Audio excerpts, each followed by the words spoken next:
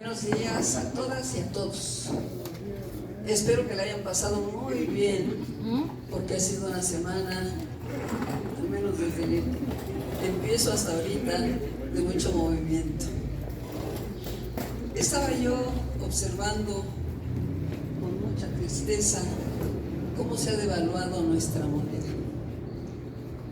En los temas nacionales, algo sin duda que preocupa es el desplome del peso. El peso mexicano bajó bastante hasta 18.40, cayó en un 8%.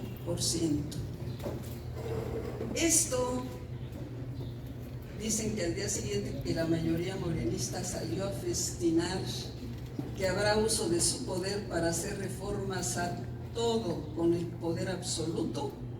Los inversionistas y los que definen en los mercados de la bolsa el precio del peso y el dólar tuvieron evidentes temores. O sea que hasta ahora se dan cuenta de lo que iba a pasar. Hasta ahora están temblando de que el valor del peso se vaya devaluando. Hasta ahora. Sin embargo, antes eran morenistas, votaban por su partido, porque creen a veces que estar bien con el presidente es estar bien en todo, sin importarles México. Pero la peor semana en 4 años, me parece que fue esta, por el riesgo que representa la desaparición de órganos autónomos y tribunales independientes. No fue suficiente que Hacienda hiciera un llamado, que la candidata electa presidencial emitiera declaraciones moderadas, porque al día siguiente el presidente saliente insiste en hacer ver a todos que él sigue mandando, que seguirá gobernando detrás de la señora. Ya quiere estar en el gabinete. Es un señor que tiene un hambre y tiene una peculiaridad. Cuando hay un enemigo de hace 20 años como Carlos Ahumada, es como los perros bulldog que no sueltan a su presa. Hoy me llamó la atención eso y me molesta porque deja de haber certidumbre en las resoluciones judiciales. Cuando vienen los cambios, él los aplica retroactivamente. Creo que está desfasado, hemos dicho que está loco, pero en fin, creo que nadie se ha dado cuenta. Los analistas en Estados Unidos advirtieron que las inversiones desde el extranjero para México se detendrán y serán muy cautelosos ante las reformas a la ley que pretenden hacer los morenistas. Acuérdense del INE, lo quieren ya desaparecer, quieren desaparecer también a la Suprema Corte de Justicia de la Nación y a todas aquellas instancias que obstaculizan ese poder absoluto que aspiran tener si cerramos los ojos los mexicanos. Sin embargo, en Oaxaca, pasando ya a otro tema que sí nos debe también de importar, hasta hace una semana había 16 incendios. Se consumieron los bosques de Oaxaca en las regiones de La Cañada, Sierra Norte, Sierra Sur, Mixteca, Valles Centrales y el Istmo. Pobladores de San José Tenango, como lo ven aquí en el cartel, se manifestaron en la calzada Zaragoza, en la Ciudad de México, para exigir que sean sofocados los incendios en la Sierra de Flores Magón. El gobierno ciego, mudo y sordo, como siempre, quiere callar a todos, que nadie hable de su incapacidad. Pero es evidente, compañeros periodistas, que no hay fondos para dotar a los brigadistas estatales y federales de los recursos necesarios para combatir el fuego. Mejor que nadie diga nada, pero eso quisiera. Porque cuestionar es evidenciar los robos a los recursos públicos. Todo se ha ido a otros temas, como por ejemplo las elecciones. Al menos el diputado de PT, Benjamín Robles, eso dice. Acusó públicamente al gobernador de su mismo movimiento de la 4T de haber desviado recursos de más de 500 millones de pesos. ¿Qué sería dinero del erario público? ¿Ustedes qué opinan? De acuerdo a la organización civil Causa en Común, subieron a 65 el número de asesinatos. Esto ya es otra cosa que debe de preocuparnos y preocuparnos bastante, porque 65 aspirantes a un cargo de elección popular es un número que espanta. Muchos desistieron de las candidaturas, muchos temieron de las amenazas y nos quedamos con muy pocos candidatos, la mayoría de Morena, y también otros facilitadores de otros partidos que sirvieron de promotores cínica y desvergonzadamente para que se fueran a Morena los de su propio partido. De acuerdo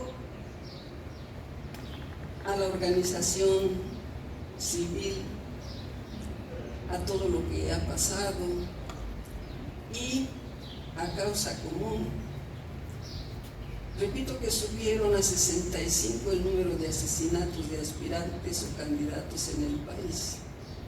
Oaxaca acumuló 3 en este proceso electoral. Y mientras este fin de semana hubo 12 ejecuciones, apenas hubo otro asesinato de un operador que compraba votos a favor del candidato del Verde a la presidencia de Oaxaca, Raimundo Chagoya. Hacia allá los aliados de Morena le siguen peleando no solo con palabras, sino en los hechos, y no hay seguridad que el Estado fallido de Morena pueda garantizar, porque para ellos primero están los abrazos a los delincuentes. No sé si se dieron cuenta que el día de las elecciones la delincuencia organizada, los cárteles brillaron por su ausencia. Los tuvo sometido su patrón, el presidente de la República, para que no hubiera ese día el menor pretexto para que no ganara su candidato. Observamos todos también que el erario público, el dinero de la nación, sirvió para que pudieran votar por ellos los que reciben las ayudas, los beneficios sociales y todo. Todos advertimos que no hubo piso parejo ni siquiera aquí en Oaxaca con el señor gobernador que tenemos, que tal vez cumplió su compromiso de dar un número de votos suficientes o mayores a los que había prometido a su patrón. Hacia allá los aliados de Morena, que sigan peleando no solo con palabras sino con hechos. Tanto criticaban a Calderón y a Peña Nieto, y este gobierno morenista en México cerrará este sexenio con casi 200,000 muertos. Van en más de 188,000 homicidios dolosos. Como observan, el piso no fue parejo, la situación no ha variado en indiferencia a los incendios, a los asesinatos. Todos los días se cuentan y ya lo vemos como una cosa natural, que es lo peor. En México, cuando no hay 80 y tantos asesinatos, hay más de 100, pero todo sigue bien. La sociedad, aun cuando ya no le alcance el dinero ni siquiera para la canasta básica, sigue creyendo en esa cuarta transformación, que para mí va a ser mortal para Oaxaca. Pero hay otros temas también importantes. Y antes de que me lo pregunten, se los voy a comentar. En varios medios de difusión, por ejemplo, El Sentido Ismeño, que es el que me trajeron a mí, pues yo encuentro unas declaraciones graves, las considero graves, en donde dice que esta elección electoral hace necesaria la renovación del comité directivo estatal. No quiero irme o profundizarme al tema, pero sí quiero mencionar que yo ingresé aquí en el año 2022, en diciembre para ser exacta. En el mes de diciembre dieron vacaciones a todos los empleados, estábamos solos, pero no me di cuenta de la jugadita porque estaba yo enferma y me fueron a invitar porque creían que me iba yo a morir, que andaba yo ya hasta con oxígeno, y me pusieron a un secretario que me iba a ayudar mucho, el señor Leonardo Díaz Jiménez. Me pusieron un comité a modo. Me encontré con un consejo de 84 personas, también a modo, y súmenles a estas 84 personas los exoficios que también influyen. En la permanente sucedía lo mismo, o sea que yo ya tenía todo completito. ¿Y qué cosa sucedió? Pues entré con una presidencia en donde ya, por ejemplo, la votación anterior que había habido para la elección de presidenta, pues había sido, o de gobernador, perdón, era el presidente Carlos Moreno. Carlos Moreno consiguió 316,978 votos, que hacían un total del 21.64%. El candidato, recordarán que fue Gabino Monteagudo. Posteriormente, en el 2016, fue presidente Juan Mendoza. Aquí empezó ya a decaer la votación. El candidato José Estefan Garfias ganó 170,546 votos, que ya hicieron un 10.54%. Y el día 2022, en el año 2022, pues la candidata fue Nati Díaz, que dicho sea de paso, en esta campaña no hubo ninguna acción directa para que hubiera ella ganado una diputación, no trabajó, no hubo siquiera un video donde promoviera el voto para el PAN, o una tal vez barda a favor de Xochitl, etc. Ella trabajó para otros intereses, como todos lo sabemos. Pero Nati en aquel entonces tuvo 43,275 votos, que hacen un total de 76%.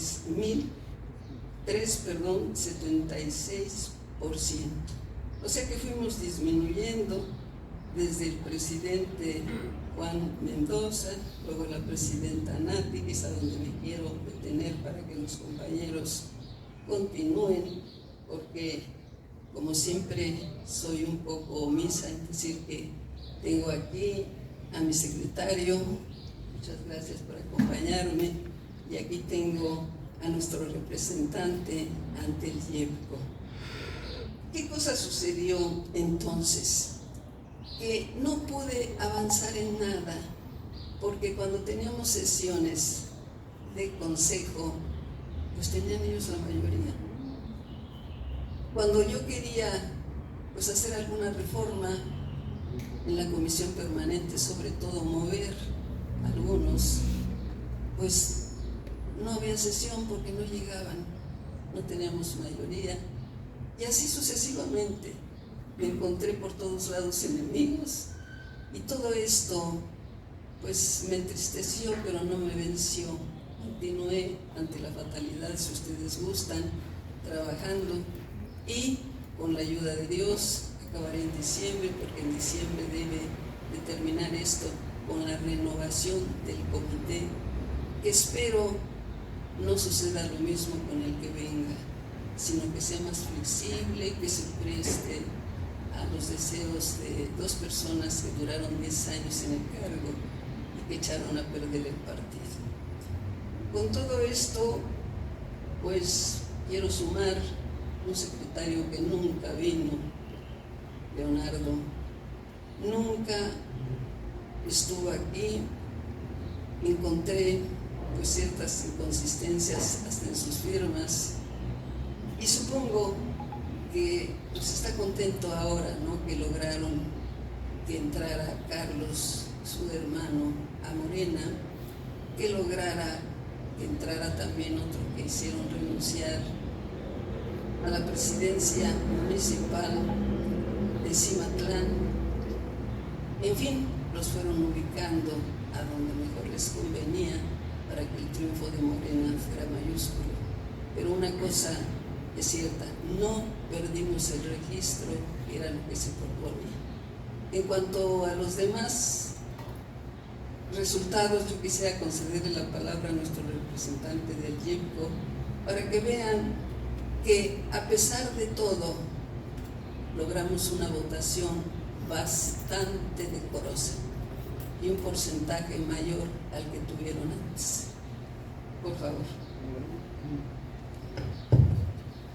Gracias, Presidenta. Muy buenos días, estimados miembros de la prensa. En efecto, para continuar aquí con lo que menciona la Presidenta, quisiera compartirle unos datos. Voy a ver si es posible que tengan visión. Me voy a compartirles primero la votación de nuestro partido en los resultados presidenciales. En el 2012, bajo la titularidad de Juan Mendoza, este comité y la candidatura presidencial, Josefina Vázquez Mota, tuvimos el 18.12% de la votación. En la presidencia de Natividad Díaz Jiménez en el 2018 y con la candidatura presidencial de Ricardo Anaya tuvimos el 6.47% de la votación. Y este 2024, con la titularidad de la presidenta Perla Bullrich y la candidata Xóchitl Gálvez, tuvimos el 4.76%. Estos datos que les estoy compartiendo vienen del INE. Voy a fijarlo un poco, ahorita con gusto se los vamos a pasar.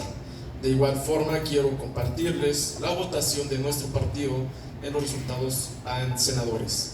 Bajo la titularidad de este comité de Juan Mendoza, obtuvimos el 21.28% como candidato Teodoro Carrasco Altamirano. En el 2018, bajo la titularidad de Natividad Díaz Jiménez, tuvimos el 6.94%. Nuestro candidato fue Héctor Pablo Ramírez Puga. Y en el 2024, quiero hacer una acotación aquí, que yo fui candidata de la segunda fórmula, que yo sabía que era la candidatura que se perdía siempre, porque no me estaba yo chupando el dedo, perdón que diga yo esta expresión, pero fue tanto el ruego de Nati que fueron a mi casa, 3 horas se dilataron para convencerme, y yo todavía les decía, pero vamos a perder, esta candidatura se pierde. Pero la señora ya me había nombrado en México como que yo iba a ser la representante de la segunda fórmula, y a regañadientes, pero con el ánimo de salvar al partido, yo, alejada ya de él después de la Contraloría, ya muy agotada, todavía les dije, bueno, voy. Sin embargo, les di una votación de 132.993 votos. Exacto. Un porcentaje del 6.94%. Me siento satisfecha de haberlo hecho. Bueno, continuó en este 2024 bajo la titularidad de la presidenta Perla Bullrich. Obtuvimos 78.376 votos un 4.14%, nuestras candidatas Griselda Galicia García y Abigail Vasconcelos Castellanos. De igual forma, les quiero compartir la votación de diputados federales. En el 2018, bajo la presidencia de Natividad Díaz Jiménez, obtuvimos 126.874 votos, 6.62%. Bajo la misma presidencia de Natividad Díaz Jiménez, en el 2021, 84.410, 4.97% de la votación.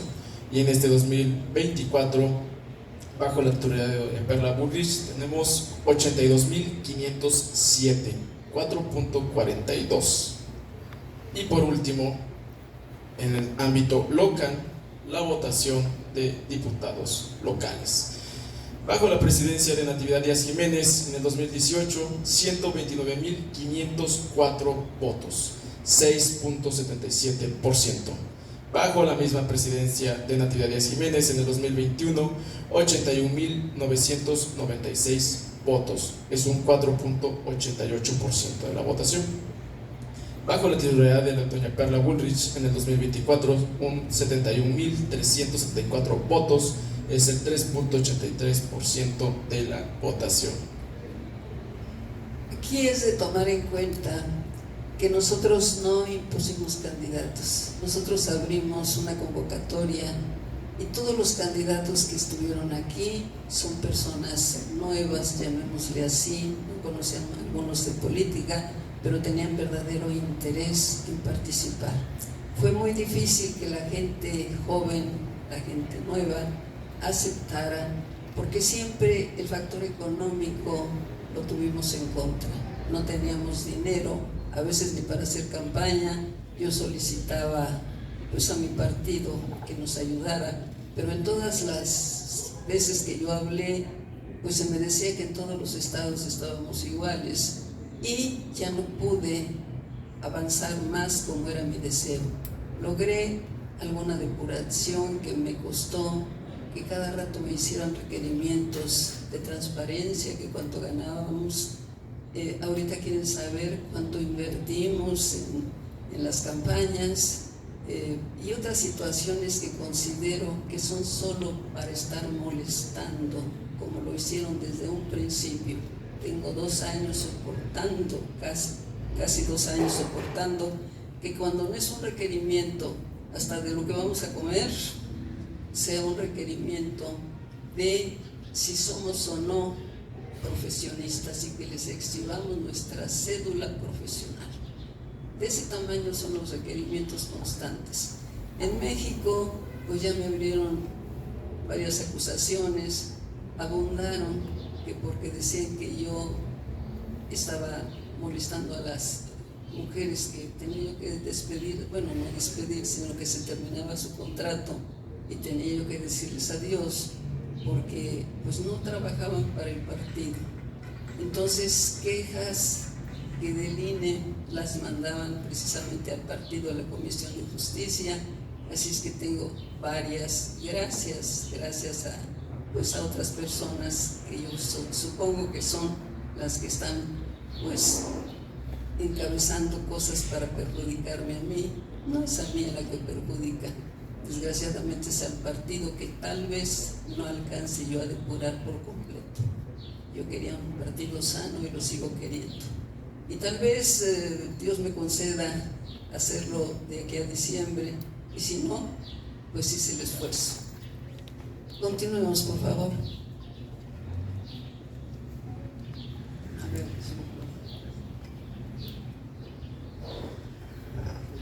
Pues gracias, Presidenta. Muchas gracias a ustedes, los medios de comunicación.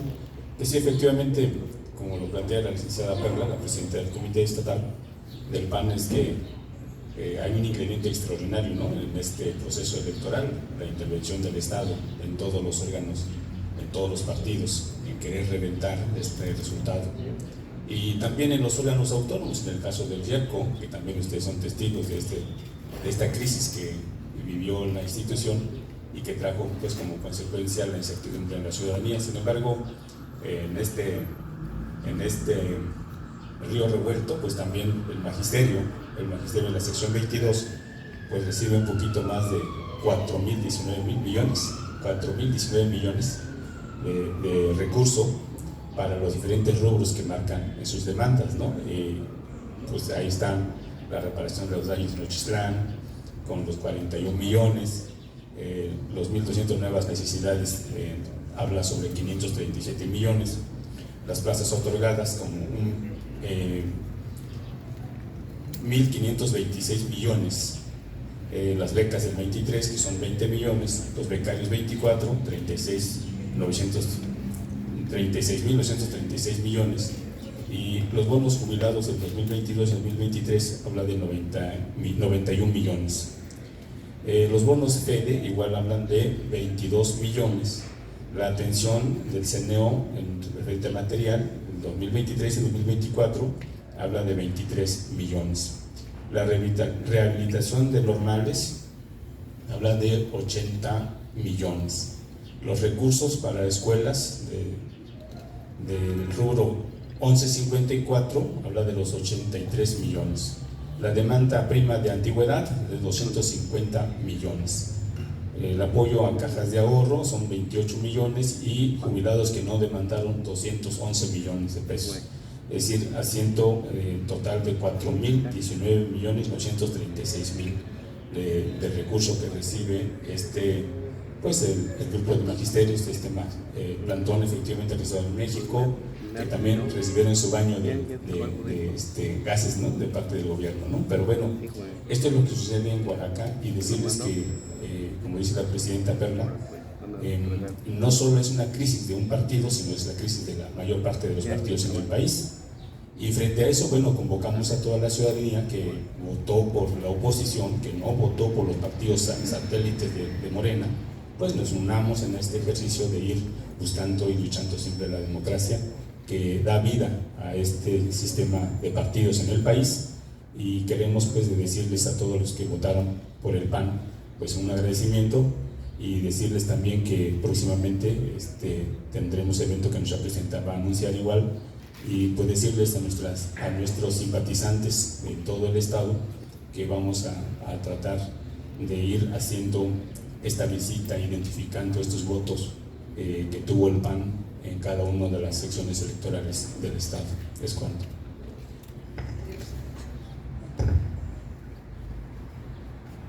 Gracias, presidenta. Gracias, secretario general.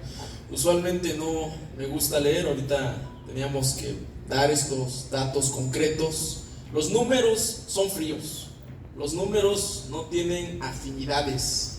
¿Y por qué saco a colación esto en referencia a la situación interna que comentaba la señora presidenta? Las administraciones pasadas, como todas sin duda alguna, pero en especial la de Natividad Díaz Jiménez, careció de tener objetividad en los grupos en los que se acuerpaban. Insisto, no basta nada más en rodearse de gente que es afín a ti, que te dice lo que quieres oír. Los números aquí nos demuestran que hubo un fracaso, que hubo un decremento de nuestra votación. Y esto no es una situación ad hominem a la persona, algún tema personal, son números. Debemos de estar conscientes, y lo estamos, de que representamos a una parte de la población que cree en nosotros, que cree en Acción Nacional, no a una familia, no a dos, no a tres, o a un grupo. Por lo tanto, sí, me sumo a este llamado a que dejemos detrás estas afinidades que son tóxicas, que hacen daño, y que hagamos un análisis, así sea a la persona que más afinidad le tengas, y que haya un cuestionamiento propio, porque los números no tienen afinidades. Y eso es en respecto a lo interno.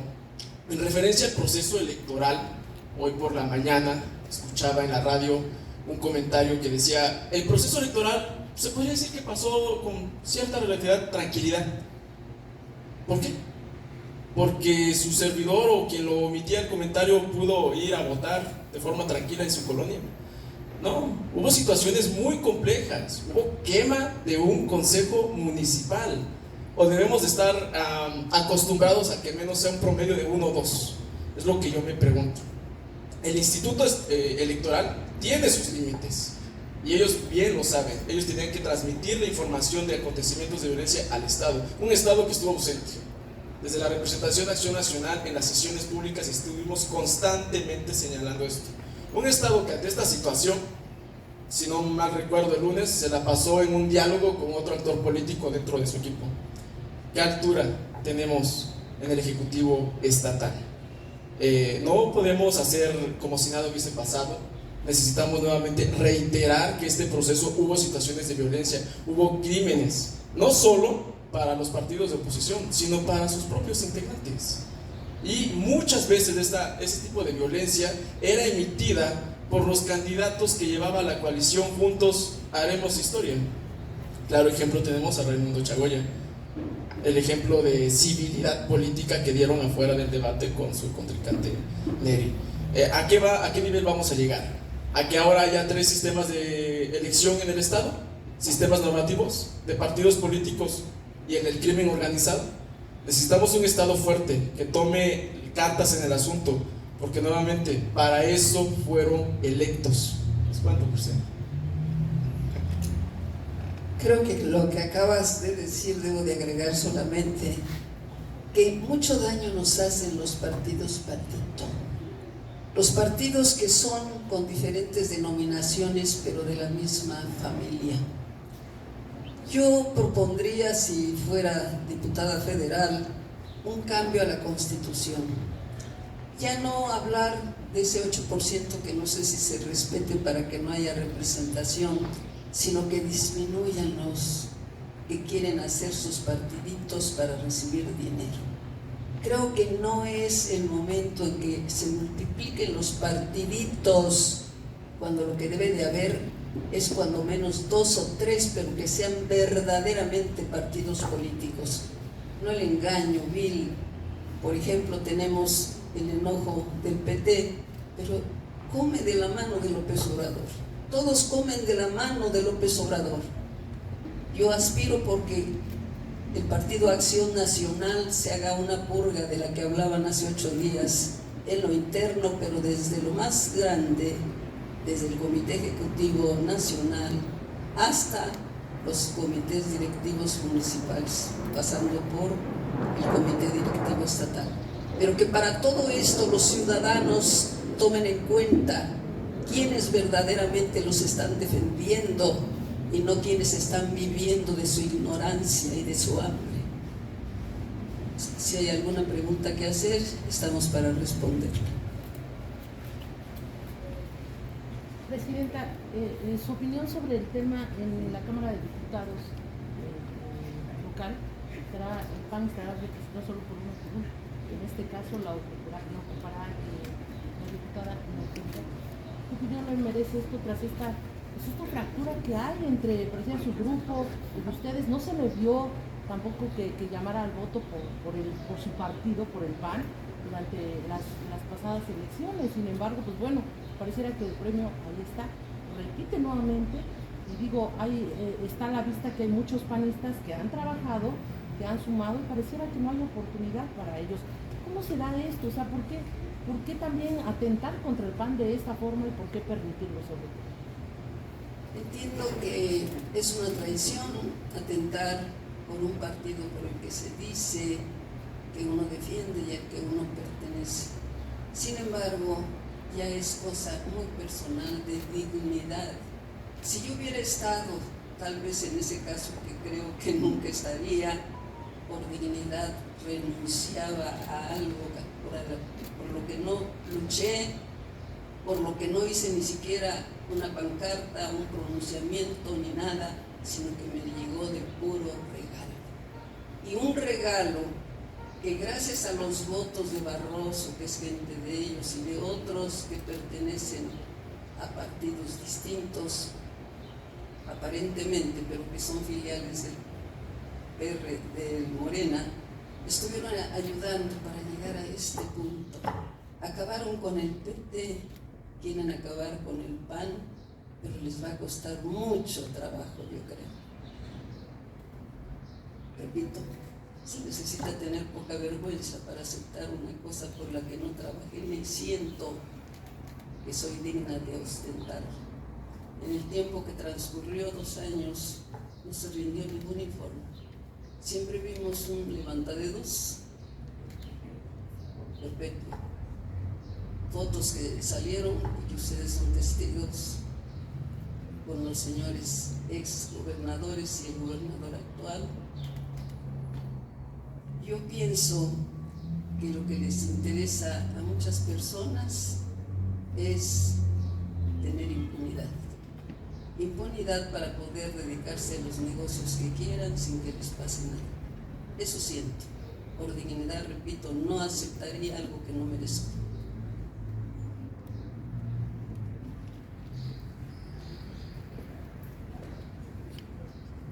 Licenciada, yo le quiero preguntar sobre el tema de la reforma judicial federal, que más bien raya en una venganza, ¿verdad?, de López Obrador por todas las reformas que le ha tirado en los últimos meses, en los últimos años al Ejecutivo, y bueno, se ha depreciado el peso, pero a ese ritmo que vamos, ayer volvió a simbrar a los mercados internacionales, financieros internacionales.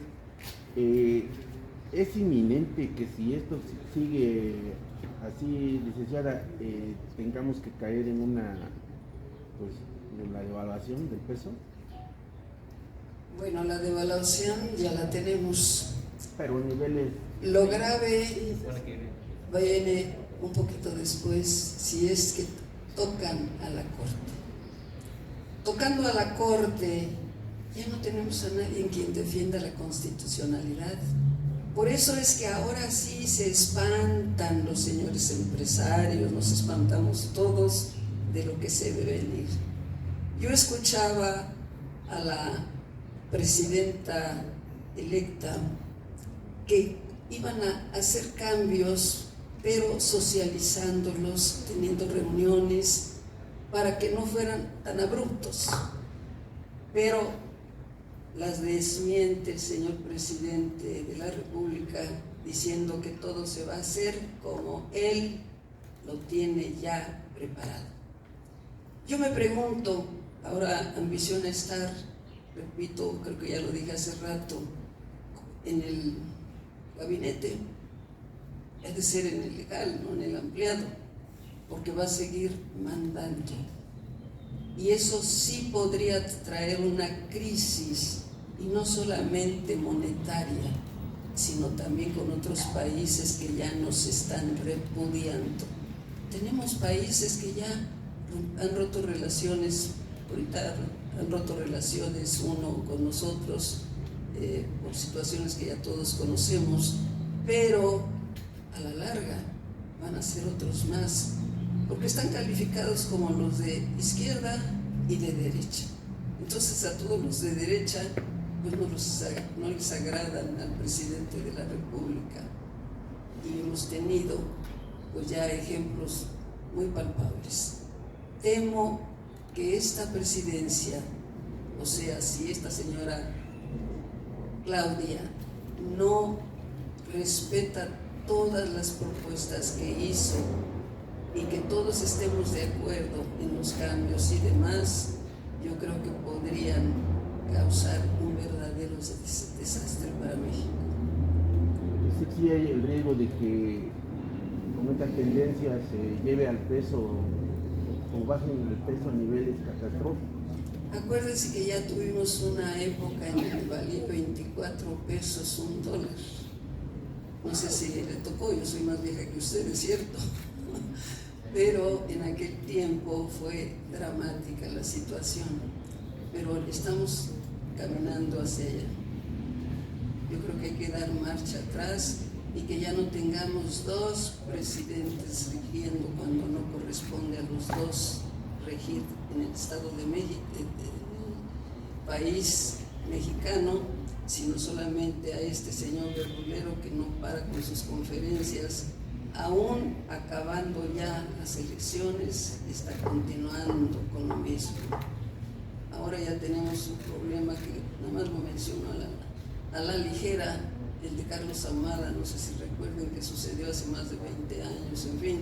Yo como abogada digo, ¿cuándo se cumplirá con ese principio de certeza. Certeza quiere decir que si ya se resolvió algo, ¿por qué regresar al pasado? Y estamos cayendo en ese juego. ¿Por qué? Porque tenemos un fiscal federal a modo. Y eso lo sabemos. Desde que ese señor fiscal tuvo problemas con su propia familia por cuestiones de herencias, y sin embargo, no le hicieron nada. Sigue allí porque es del equipo del señor presidente de la República.